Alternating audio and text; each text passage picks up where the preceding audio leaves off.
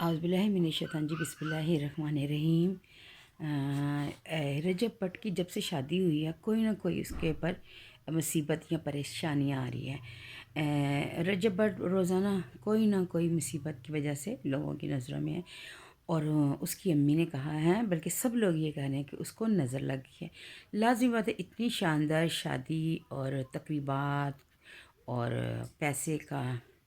اتنا زیادہ سارا جو وہ دکھایا گیا سارا کچھ، تو گھر میں بھی اگر کوئی چھوٹا موٹا فنکشن ہو جائے تو نظر تو لگ جاتی ہے۔ اس لیے نظر اتارتے رہنا چاہیے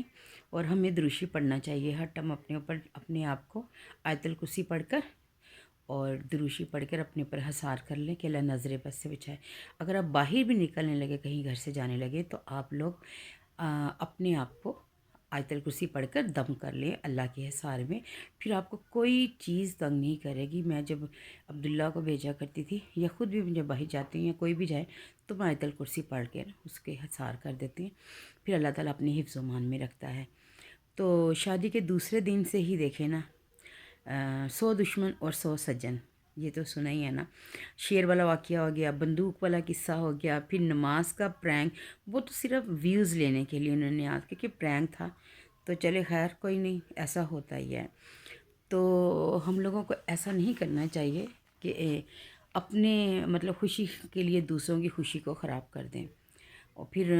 جو نماز کا وہ جو پرینک تھا وہ تو پھر ایسے ہی ہو گیا، لیکن چلے کوئی نہیں بات۔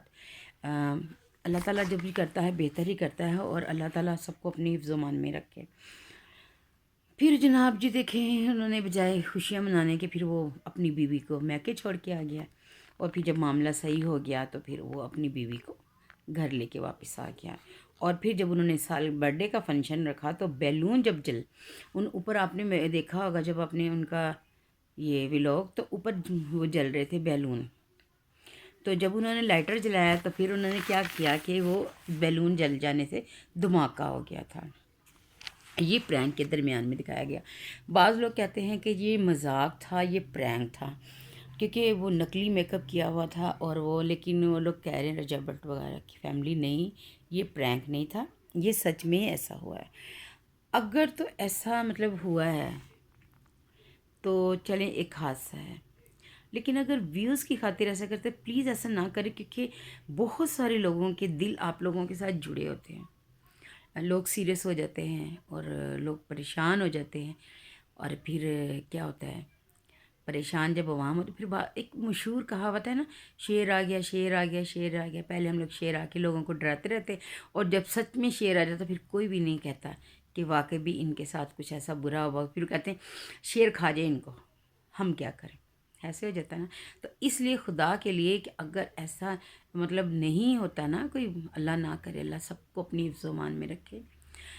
تو آپ پلیز اس طرح کے پرینک نہ کیا کریں۔ یہ رجب بٹ کی بات نہیں کری میں، دوسروں کی بات کری۔ عزت اور ذلت دینے والی اللہ کی ذات ہے، ہم لوگوں کو اس نے ہی دینا ہے اور اسی نے نوازنا ہے، اور کب کہاں سے کس طرح سے دے دے وہ بہتر جانتا ہے۔ ہم دیکھا نہیں روڈ پہ بچہ گانا گا رہا ہوتا تو ایک دم وائرل ہو جاتا ہے، اسی طرح انشاءاللہ میرا بھی یہ جو چینل ہے ایک دن وائرل ہو جانا ہے، اور میری ساری دل کی خواہشیں پوری ہو جانی ہیں، اور میں نے جامعہ بنانا ہے، اور صدقہ جاریہ کے بے شمار کام جو میں نے سوچے وہ میں نے کرنے ہیں۔ بس آپ لوگوں کے تعاون اور پیار کا انتظار ہے، اور اللہ تعالیٰ کے کن فیکن کا جس دن اس نے چاہنا ہے اسی دن وہ کام ہو جانا ہے۔ خدا را اپیل یہ تھی کہ اگر آپ لوگ ویوز کی خاطر ایسے کرتے تو نہ کیا کریں، لوگوں کے دل جو ان سے نا وہ ڈرے ہوئے تھے کسی بھی حادثے کے لیے،